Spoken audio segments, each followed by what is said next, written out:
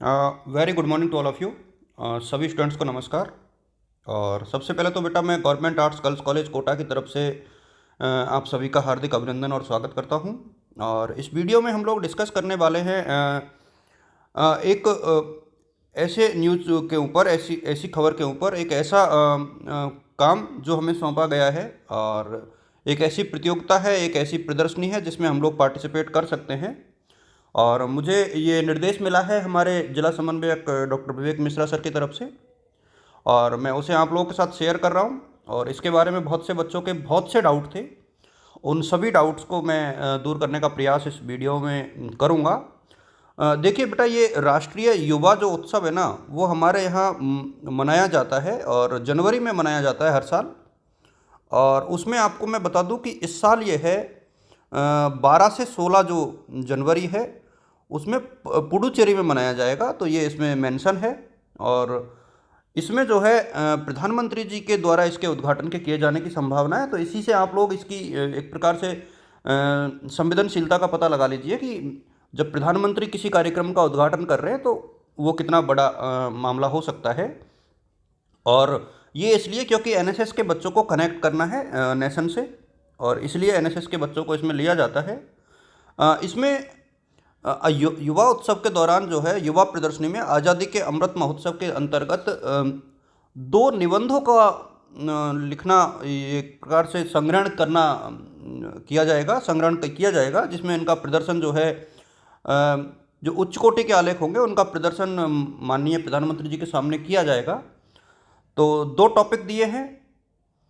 एक तो है मेरे सपनों का भारत 2047, 2047 में India of my dream vision 2047, and भारतीय स्वतंत्रता संग्राम के स्थानीय गुमनाम नायक। देखिए, मैं आपको बता दूं कि ये दोनों दो टॉपिक हैं। दोनों में से आप कोई भी एक टॉपिक पर लिख सकते हैं। आप चाहे तो दोनों लिख सकते हैं, लेकिन अलग अलग लिखने पड़ेंगे। अलग अलग लिखेंगे, अलग अलग ही भेजेंगे, आपकी खुद की ईमेल आईडी से भेजेंगे। इस चीज़ का आप लोग ध्यान रखें। और पूरे वीडियो में जो भी निर्देश है मैं बिल्कुल स्पष्ट कर देता हूँ। पहला जो टॉपिक है मेरे सपनों का भारत, और आप हिंदी इंग्लिश दोनों में लिख सकते हैं। शब्द सीमा मेंशन है 250 से 300 शब्द, और ये आपको टाइप करके देना होगा। ऐसे नहीं है कि वैसे दे दोगे। और बिल्कुल जो फ़ॉन्ट है वो एमएस वर्ड में जो है मंगल फ़ॉन्ट होता है। आप ई मित्र पर जाओगे या फिर किसी भी टाइपिस्ट के पास जाओगे तो उसका ये कहना है कि कृतिदेव में टाइप नहीं करे, वो मंगल में टाइप करे, मंगल में ही टाइप करे। इस चीज़ का आपको ध्यान रखना है। और उसके बाद उसको पीडीएफ में कन्वर्ट करे और तब भेजे। एक तो इस चीज़ का आपको ध्यान रखना है, यानी पहले आपको लिखना है और उसके बाद उसको प्रॉपर तरीके से टाइप भी कराना है, तब जा कर के ये जो निबंध है वो हमारे लिए यूजफुल रहेगा। इसके फ़ायदे भी मैं आपको बता देता हूँ। आलेख के बारे में आपको क्या क्या चीज़ें लिखनी है उस पर, ये भी इसमें मेंशन है आदेश में, तो इसलिए वो भी मैं शेयर कर देता हूँ। देखिए, आप आलेख में सबसे ऊपर क्या लिखना है? टॉपिक, प्रतिभागी का नाम, अपनी कॉलेज विश्वविद्यालय का नाम, संपर्क विवरण, यानी उसमें आप अपना मोबाइल नंबर और ईमेल आईडी ज़रूर लिखें। और ये बहुत ज़रूरी चीज़ें हैं। आपको क्या क्या चीज़ें लिखनी है आप देख लीजिए। सबसे ऊपर आपको प्रतिभागी का नाम लिखना है। उसके बाद महाविद्यालय का नाम लिखना है। यदि आप यूनिवर्सिटी के विद्यार्थी हैं तो यूनिवर्सिटी का लिखना है। आपकी क्लास नाम, उसका विवरण, यानी आपको मोबाइल नंबर के साथ ईमेल आईडी, ये ज़रूर लिखनी है आपको, और ये ऊपर ही लिख देनी है। आप लोग अमूमन मैं आपको बता दूं, ये एक पैटर्न होता है कि आप जो किसी भी जो लिखते हो उसके राइट हैंड साइड में कॉर्नर के ऊपर आप लोग जो है इन चीज़ों का उल्लेख कर सकते हैं, जिससे कि वो बहुत स्पष्ट तौर पर मेंशन रहे। यानी सबसे पहले आप ऊपर लिख दो। देखिए, जैसे मैं ये कह रहा हूँ कि मैं आपको एग्जांपल देके बता देता हूँ। जैसे आपने ये पेज है अपना, ये ऊपर ये पूरा एक प्रकार से पेज है अपना, और इसमें आपने यहाँ टॉपिक लिखा है। जैसे इसमें टॉपिक लिख दिया आपने मेरे सपनों का भारत, मेरे सपनों का भारत, तो ये आपने बीच में लिख दिया। तो यहाँ पर आप कहीं भी ऊपर कॉर्नर में अपना नाम, कॉलेज का नाम और अपने कॉन्टैक्ट नंबर और ईमेल आईडी स्पष्ट रूप से लिख दें। जिससे कि जो आपकी एक प्रकार से जो आलेख है वो बहुत अच्छे से पहुंच जाए और उसको पढ़ने में किसी को प्रॉब्लम नहीं आए। एक आपको जो ध्यान रखना है वो क्या है, आलेख में किसी भी प्रकार की जो विवादास्पद या अपमानजनक टिप्पणी नहीं होनी चाहिए। इसका मतलब ये है, आप देख पा रहे हो, ना तो हमें किसी की बहुत बुराई करनी है, आपको मेरे कहने का मतलब आप शायद समझ रहे होंगे, हमें इसमें भाजपाई या कांग्रेसी या वामपंथी नहीं होना है। हम लोगों को सिर्फ एक विद्यार्थी की तरह सोचना है।